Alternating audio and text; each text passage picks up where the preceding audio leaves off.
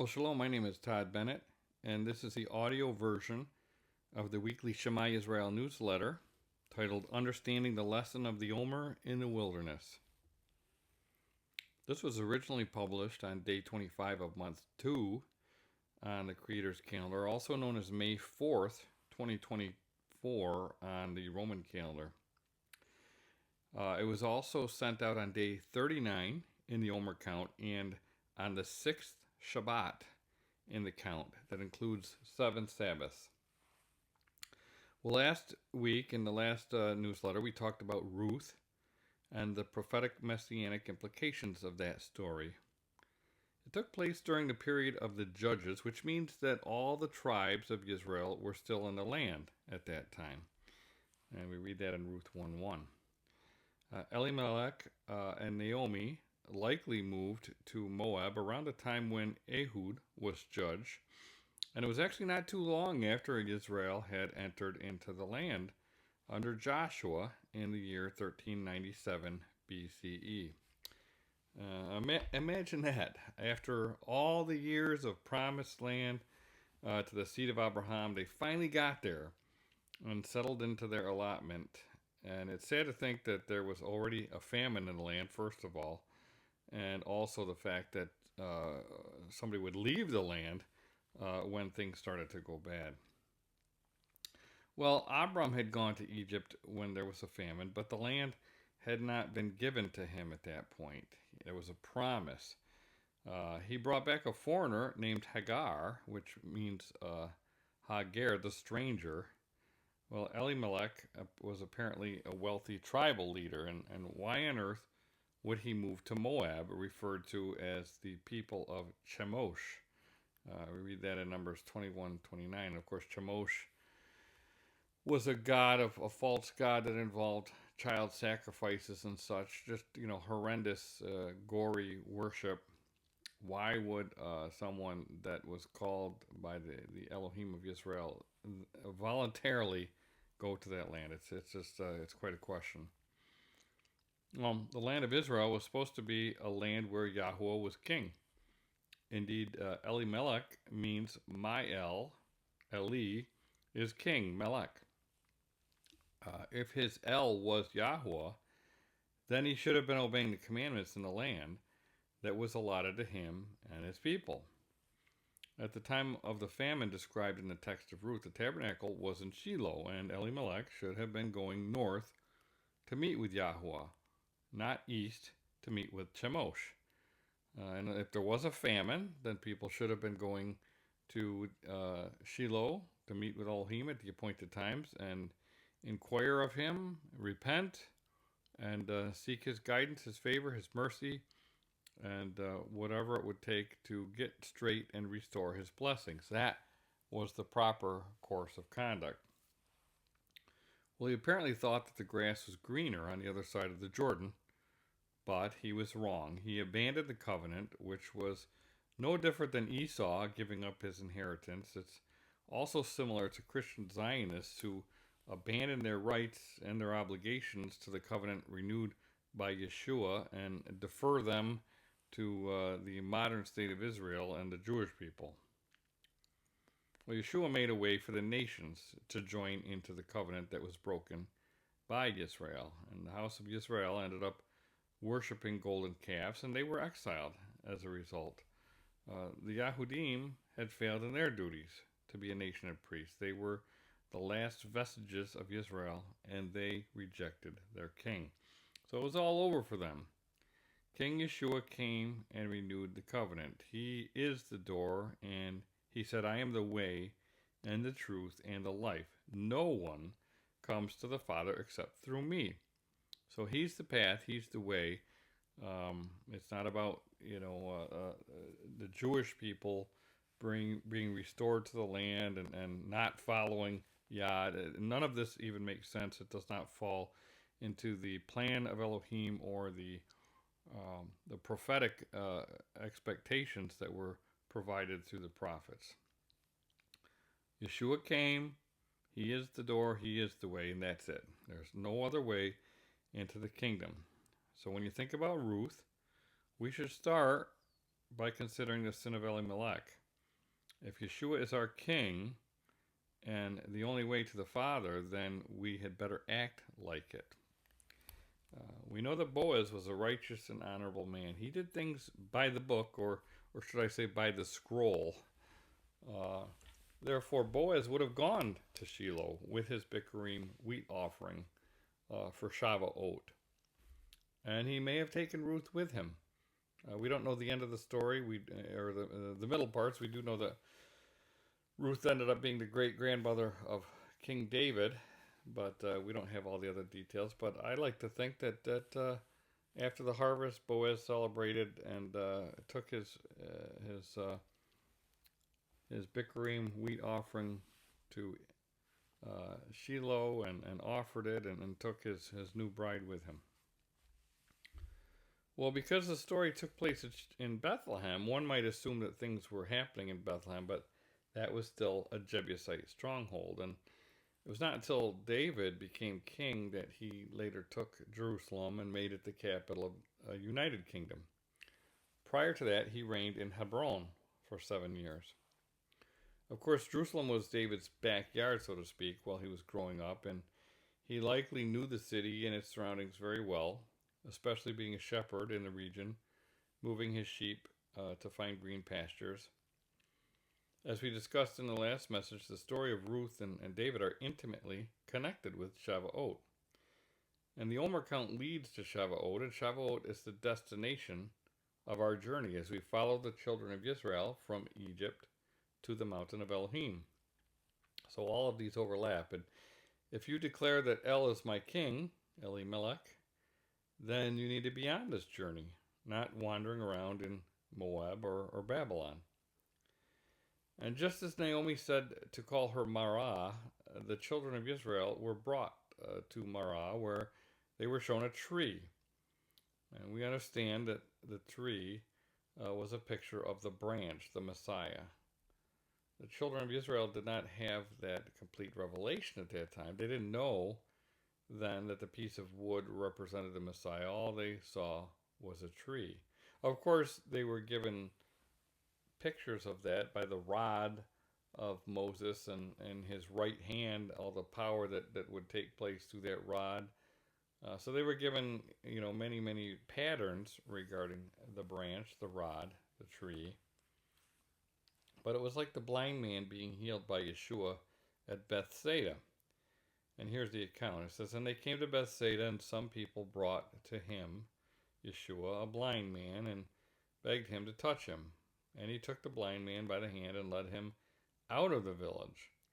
And when he had spit on his eyes and laid his hands on him, he asked him, 'Do you see anything?' And he looked up and said, 'I see people, but they look like trees walking.' Then Yeshua laid his hands on his eyes again. And he opened his eyes, his sight was restored, and he saw everything clearly. And he sent him to his home, saying, 'Do not even enter the village.'" And that's in Mark 8:22 through 26. Well, the man only saw trees at first, but those trees were actually real people. And this is a good example of how our spiritual sight progresses as we remain in close proximity to Yeshua. Some people stay blind their entire lives. They never leave Bethsaida. They're stuck in a place of darkness. They don't take the hand of the one who provides healing. They don't follow him and set themselves apart. Well, I've heard countless sermons on how Yeshua spit in the eyes of the blind man, but oftentimes they miss the context. Notice that Yeshua took him by the hand and led him outside the village. It was there that he healed the man in stages. The blind man first saw trees, and then he saw clearly. And Yeshua then told him not to go back into the village. Why? Because it wasn't his home, and they didn't believe. Notice that Yeshua sent him straight to his home, saying, "Do not even enter the village." So the man belonged somewhere else. Remember that the Yahudim in the north were primarily transplants from the south that occurred during the Hasmonean kingdom and afterward. They were in tribal lands of Naphtali and might be classified as squatters. The blind man didn't belong in Bethsaida, and Bethsaida was filled with people who should have believed, but they did not. And that's why Yeshua called down a curse on them by declaring, "Woe to you, Bethsaida!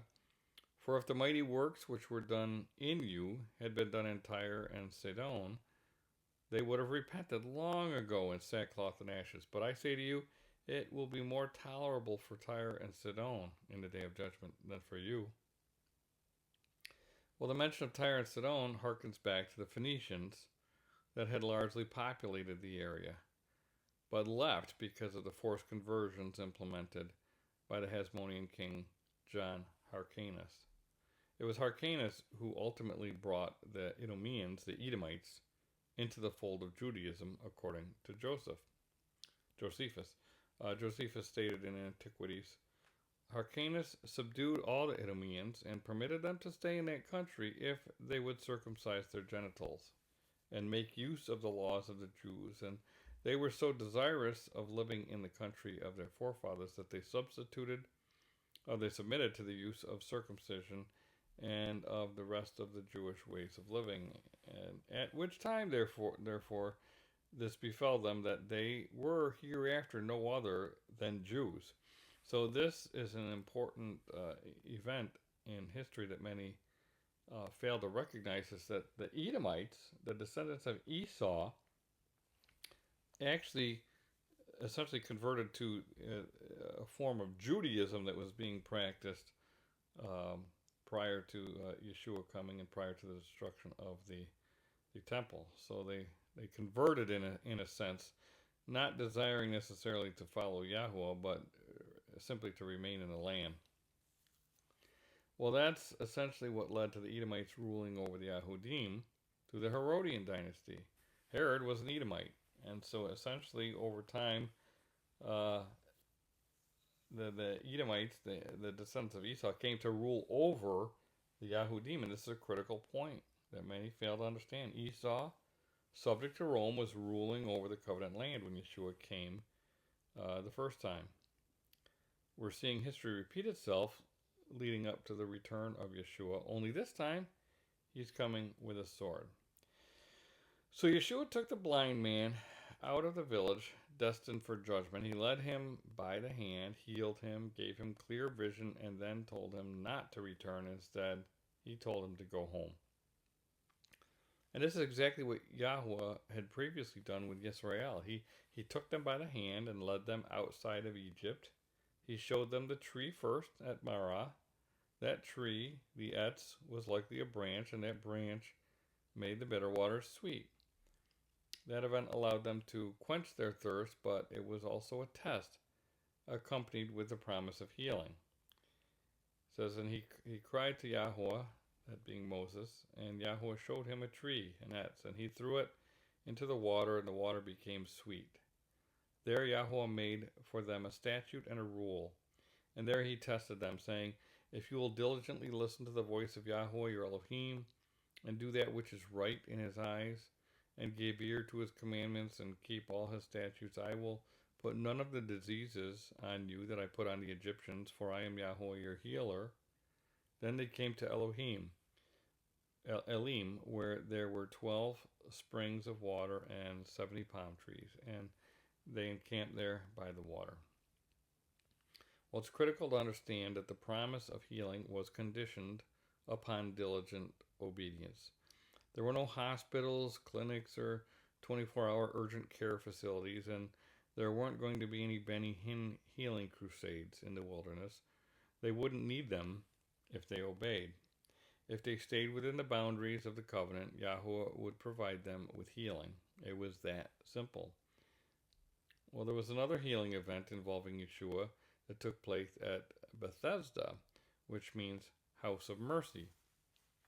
Bethsaida, where he previously healed the man, is house of hunters or house of the fishers. Here we have Bethesda, which means house of mercy. Yeshua healed a crippled man there who suffered from an infirmity for 38 years. He later told the man, see, you have been made well. Sin no more, lest a worse thing come upon you. Well, the man's sin was connected to his infirmity, but that's not religiously correct in most Christian circles where lawlessness is promoted because of grace. So they don't really know why they get sick. They just get sick, and then if they go to a healing crusade, they ask, for a certain man who has the anointing, then they can get healed. They don't know why they're getting healed. It's just they go to a person, and it's all messed up because they promote lawlessness, and lawlessness leads to the curses, and curses leads to illnesses, but they never make that connection because they want to continue in lawlessness. So they'd rather just go to a crusade and get healed than obey.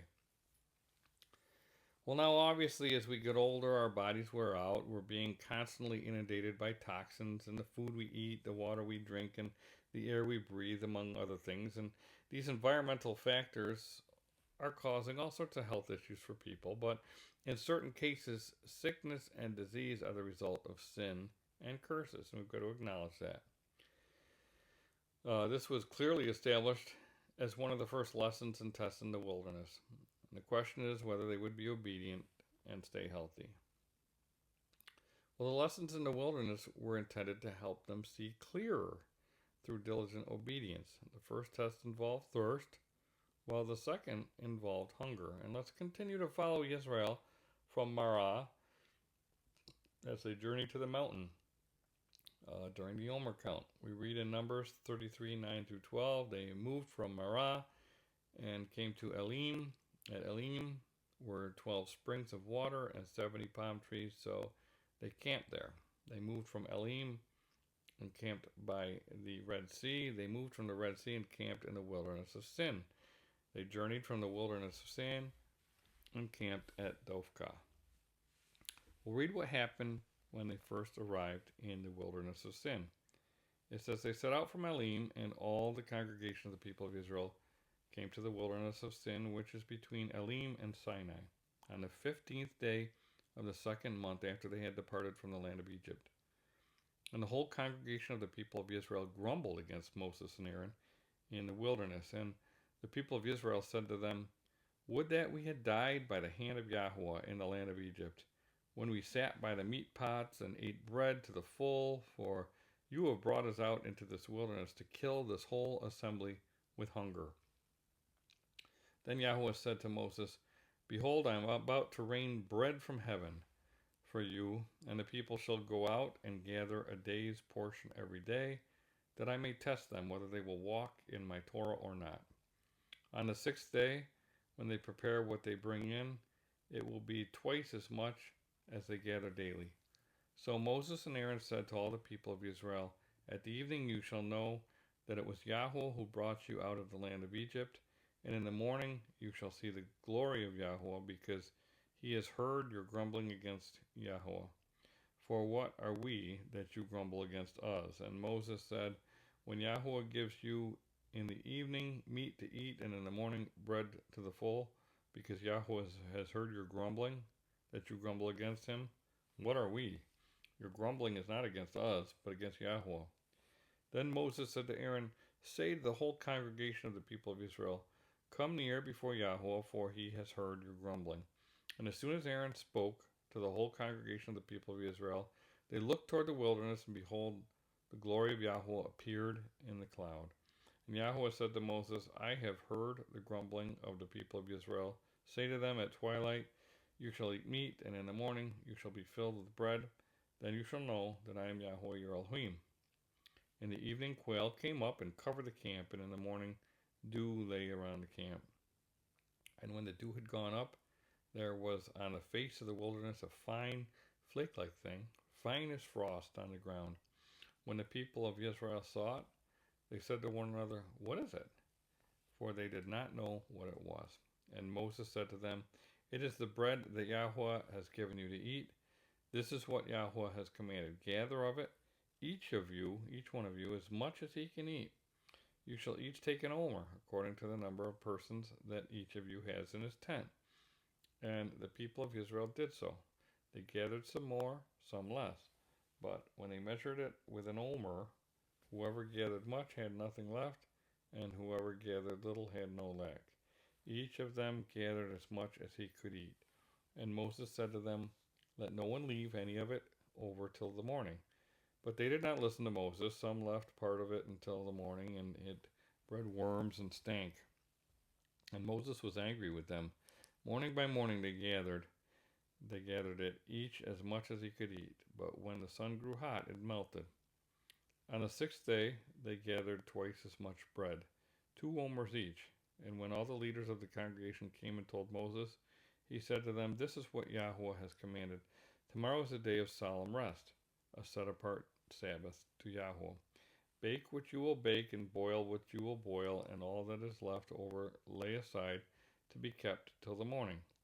So they laid it aside till the morning, as Moses commanded them, and it did not stink, and there were no worms in it. Moses said, "Eat it today, for today is a Sabbath to Yahweh. Today you will not find it in the field. 6 days you shall gather it, but on the seventh day, which is a Sabbath, there will be none." On the seventh day some of the people went out to gather, but they found none. And Yahweh said to Moses, "How long will you refuse to keep my commandments and my Torah? See, Yahweh has given you the Sabbath, therefore on the sixth day he gives you bread for 2 days. Remain each of you in his place. Let no one go out of his place on the seventh day." So the people rested on the seventh day. Now the house of Israel called its name Manna. It was like coriander seed, white, and the taste of it was like wafers made with honey. Moses said, "This is what Yahweh has commanded. Let an omer of it be kept throughout your generations, so that they may see the bread with which I fed you in the wilderness when I brought you out of the land of Egypt." And Moses said to Aaron, "Take a jar and put an omer of manna in it. Place it before Yahweh to be kept throughout your generations." As Yahweh commanded Moses, so Aaron placed it before the testimony to be kept. The people of Israel ate the manna 40 years till they came to a habitable land. They ate the manna till they came to the border of the land of Canaan. An omer is the 10th part of an ephah. Well, the manna was sent on day 16 of month 2. It was day 30 in the Omer count, and interestingly, the test focused on the measure of the omer. The manna was something that they did not understand. Like the branch in the water, while Yahweh gave them quail, which was familiar, they did not recognize the manna.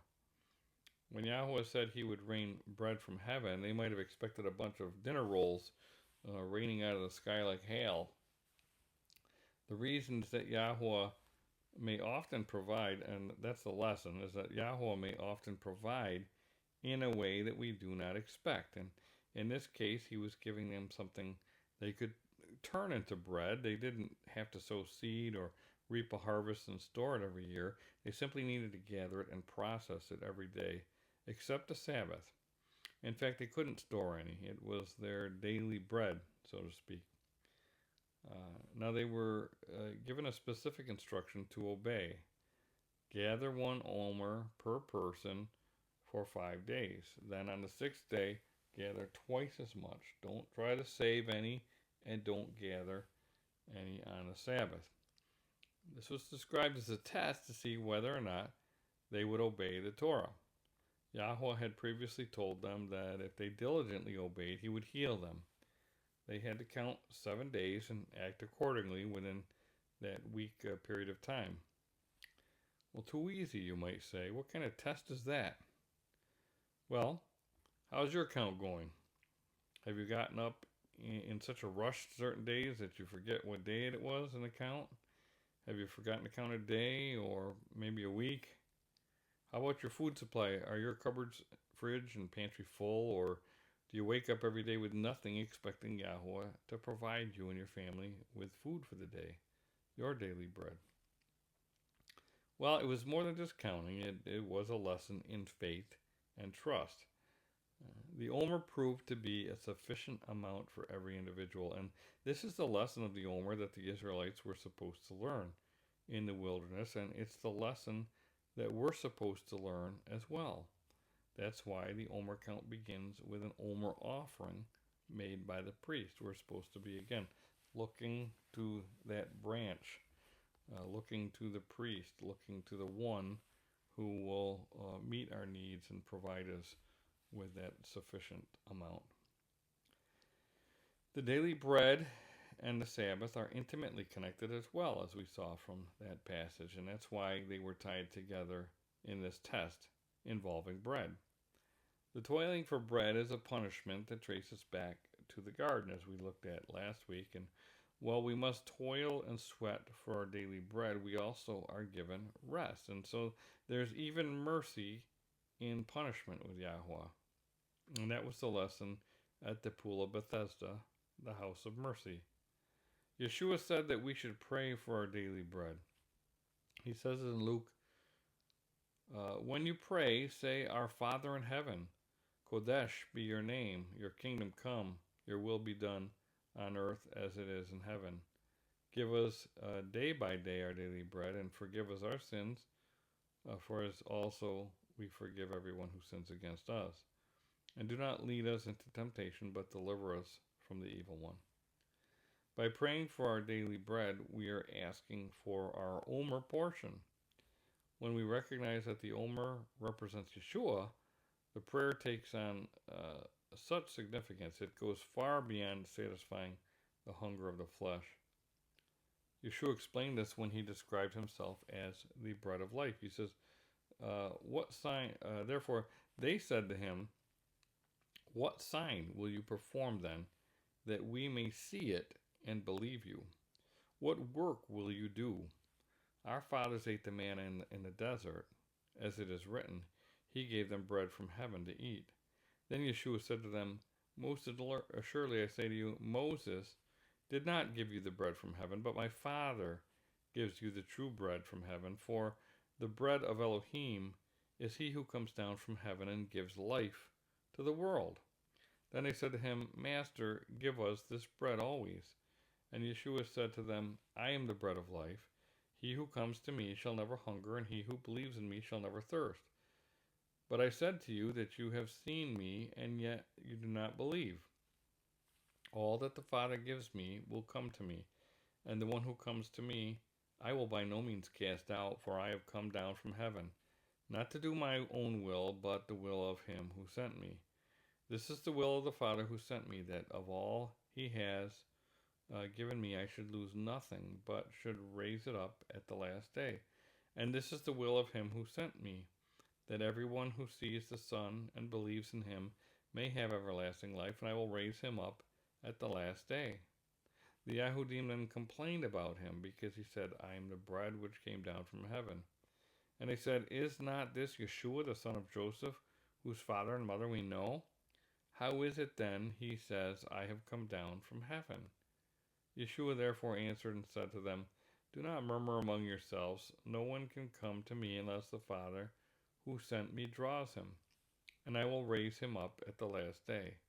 It is written in the prophets, and they shall all be taught by Elohim. Therefore everyone who has heard and learned from the Father comes to me. Not that anyone has seen the Father, except he who is from Elohim. He has seen the Father. Most assuredly I say to you, he who believes in me has everlasting life. I am the bread of life. Your fathers ate the manna in the wilderness and are dead. This is the bread which comes down from heaven, that one may eat of it and not die. I am the living bread which came down from heaven. If anyone eats of this bread, he will live forever, and the bread that I shall give is my flesh, which I shall give for the life of the world." The Yahudim therefore quarreled among themselves, saying, "How can this man give us his flesh to eat?" Then Yeshua said to them, "Most assuredly I say to you, unless you eat the flesh of the Son of Man and drink his blood, you have no life in you. Whoever eats my flesh and drinks my blood has eternal life, and I will raise him up at the last day. For my flesh is food indeed, and my blood is drink indeed. He who eats my flesh and drinks my blood abides in me, and I in him. As the living Father sent me, and I live because of the Father, so he who feeds on me will live because of me. This is the bread which came down from manna, not as your fathers ate the manna and are dead. He who eats his bread will live forever." John 6:30-58. Well, imagine the audacity of these people asking the king, "What sign will you perform then, that we may see it and believe you? What work will you do? Yeshua came down from the heavens to feed them. He was offering himself as the bread of life, and they continued to murmur and complain. He was the fulfillment of the tests and the lessons in the wilderness, and they failed, just as their forefathers had failed. He didn't promise ribeye steaks and fine wine for every meal. He promised daily bread. His provision is sufficient to get us through the day. If you have more than that, then you should be thankful. You should be thanking him profusely every day. In fact, this time of counting the Omer should also involve counting our blessings. Sure, we all have stresses in our lives, but most of us lie down in peace and wake up in peace. We don't have military drones buzzing over our heads day and night, possibly targeting us for assassination at any moment. We aren't afraid of soldiers storming into our homes and taking us prisoner.